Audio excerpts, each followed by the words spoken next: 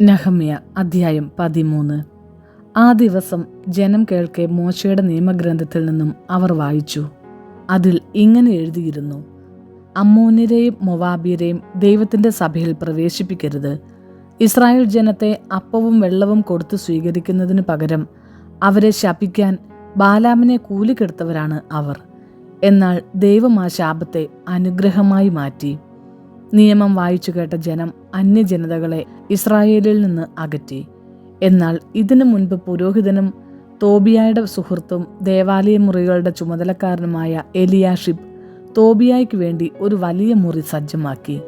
അതിലാണ് ധാന്യബലിക്കുള്ള വസ്തുക്കളും കുന്തുരുക്കവും പാത്രങ്ങളും ലേവ്യർ, ഗായകർ, കാവൽക്കാർ എന്നിവർക്ക് കൽപ്പന പ്രകാരം നൽകിയിരുന്ന ധാന്യം, വീഞ്ഞ്, എണ്ണ എന്നിവയുടെ ദശാംശവും പുരോഹിതന്മാർക്കുള്ള സംഭാവനകളും മുൻപ് സൂക്ഷിച്ചിരുന്നത്. ഈ സമയത്ത് ഞാൻ ജെറുസലേമിൽ ഉണ്ടായിരുന്നില്ല. ബാബിലോൺ രാജാവായ അർത്താക്സർക്സസിന്റെ 32-ാം ഭരണവർഷത്തിൽ ഞാൻ രാജാവിനെ കാണാൻ പോയിരിക്കുകയായിരുന്നു. കുറച്ചു കാലം കഴിഞ്ഞ് ഞാൻ രാജാവിനോട് വിടവാങ്ങി ജെറുസലേമിൽ തിരിച്ചെത്തി. എലിയാഷിബ് ദേവാലയാങ്കണത്തിൽ തോബിയായ്ക്ക് വേണ്ടി ഒരു മുറി സജ്ജമാക്കുക എന്ന ഹീനകൃത്യം ചെയ്തിരിക്കുന്നത് ഞാൻ കണ്ടു.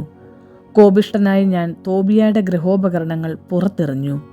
മുറിയുടെ ശുദ്ധീകരണ കർമ്മം നിർവഹിക്കാൻ ഞാൻ ആജ്ഞാപിച്ചു. ദേവാലയത്തിലെ പാത്രങ്ങളും ധാന്യബലിക്കുള്ള വസ്തുക്കളും കുന്തുരുക്കവും അതിൽ തിരിച്ചു കൊണ്ടുവന്നു വെച്ചു. ലേവ്യരുടെ ഓഹരി മുടങ്ങിയെന്നും ശുശ്രൂഷ ചെയ്തിരുന്ന ലേവ്യരും ഗായകന്മാരും താന്താങ്ങളുടെ വയലുകളിലേക്ക് പോയെന്നും ഞാൻ അറിഞ്ഞു. ദേവാലയത്തെ പരിത്യജിച്ചത് എന്തിനെന്ന് ചോദിച്ച് ഞാൻ ചുമതലപ്പെട്ടവരെ ശാസിച്ചു. ലേവ്യരെയും ഗായകരെയും ഞാൻ പൂർവ്വസ്ഥാനങ്ങളിലാക്കി. യൂദാജനം ധാന്യം, വീഞ്ഞ്, എണ്ണ എന്നിവയുടെ ദശാംശം കലവറയിൽ കൊണ്ടുവന്നു. സംഭരണശാലകളുടെ സൂക്ഷിപ്പുകാരായി പുരോഹിതൻ ഷെലമിയായെയും നിയമജ്ഞൻ സാദോക്കിനെയും ലേവ്യനായ പെദായായെയും അവർക്ക് സഹായത്തിന് സക്കൂറിന്റെ മകനും മത്താനിയായുടെ പൗത്രനുമായ ഹനാനിയും ഞാൻ നിയമിച്ചു. അവർ വിശ്വസ്തരായി പരിഗണിക്കപ്പെട്ടിരുന്നു. തങ്ങളുടെ സഹോദരന്മാർക്ക് അവരുടെ ഓഹരി നൽകുകയായിരുന്നു അവരുടെ ചുമതല. എൻ്റെ ദൈവമേ, ഈ പ്രവൃത്തി മൂലം എന്നെ സ്മരിക്കണമേ. എൻ്റെ ദൈവത്തിൻ്റെ ആലയത്തിനും അങ്ങയുടെ ശുശ്രൂഷയ്ക്കും വേണ്ടി ഞാൻ ചെയ്തിട്ടുള്ള സൽകൃത്യങ്ങൾ അങ്ങ് മറക്കരുതേ.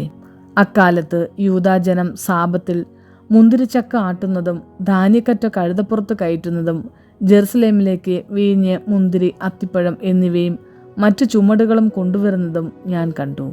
അവ വിൽക്കുന്നവരെ ഞാൻ ശാസിച്ചു.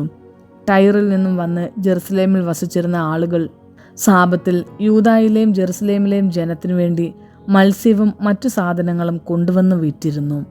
യൂദായിലെ പ്രമുഖന്മാരെ ഞാൻ കുറ്റപ്പെടുത്തി. സാപത്ത് ദിനത്തെ അശുദ്ധമാക്കി എത്ര വലിയ തിന്മയാണ് നിങ്ങൾ ചെയ്യുന്നത്!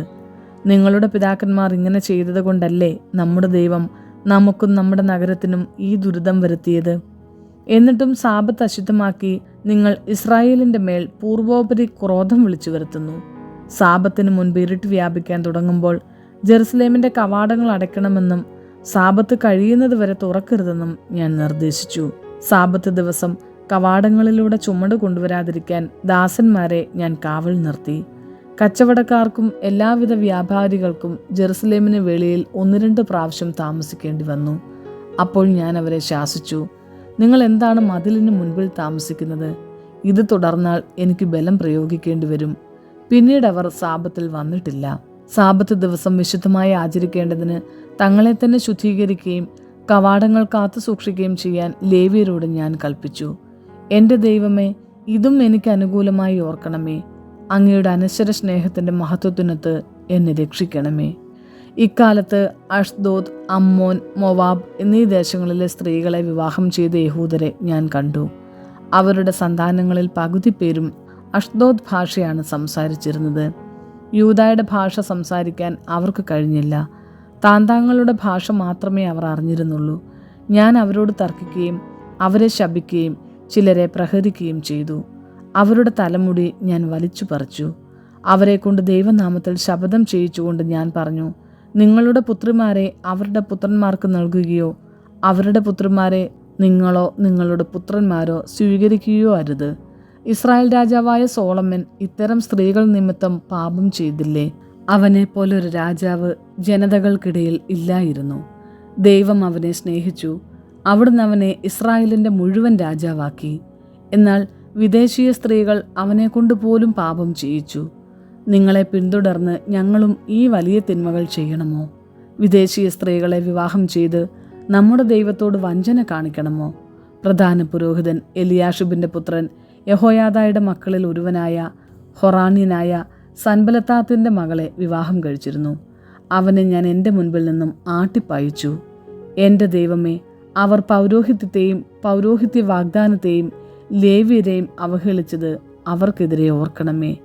അങ്ങനെ വിദേശീയമായ എല്ലാറ്റിലും നിന്നും ഞാൻ അവരെ ശുദ്ധീകരിച്ചു.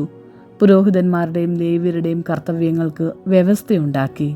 നിശ്ചിത സമയങ്ങളിൽ വിറകും ആദ്യഫലങ്ങളും അർപ്പിക്കുന്നതിന് വ്യവസ്ഥ ഏർപ്പെടുത്തി. എൻ്റെ ദൈവമേ, എന്നെ എന്നും ഓർമ്മിക്കണമേ.